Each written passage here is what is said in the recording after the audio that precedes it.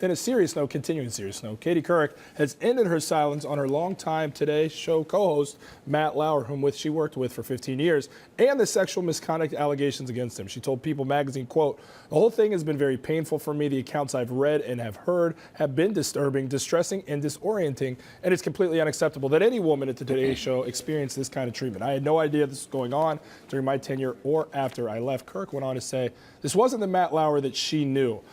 You know, it's really interesting to me because so many times when you hear about this bad behavior, like a Harvey Weinstein, you know, taking it to other scandals like, you know, a Joe Paterno thing that went on at Penn State, it's widely believed by people that if you're so close to somebody, how can you not know? Right. And I'm not saying Katie Couric's a liar because clearly she's saying she didn't know, but you kind of look and think, to be that close to me for 15 years, did Matt Lauer keep it that good of a secret, that awful of a secret, but was that, you know, adept to living in the shadows? I mean, do you really believe there's no way Katie Couric knew about this? I find it hard to believe just because it seems like a lot of it was done in the workplace. And it just seems like you would have heard some kind of rumbling, some kind of rumor. Seems like you would have heard something. That's what I mean. Even if you didn't see it to that extent, it seems like you would have heard something. But I get it. You know, when you're judging a person, you're not judging the whole, you have to judge the whole person. And so she's trying to, of course, stick up for her friend, her co-worker, and show another side to this person. I think it's completely possible that she didn't know these awful things.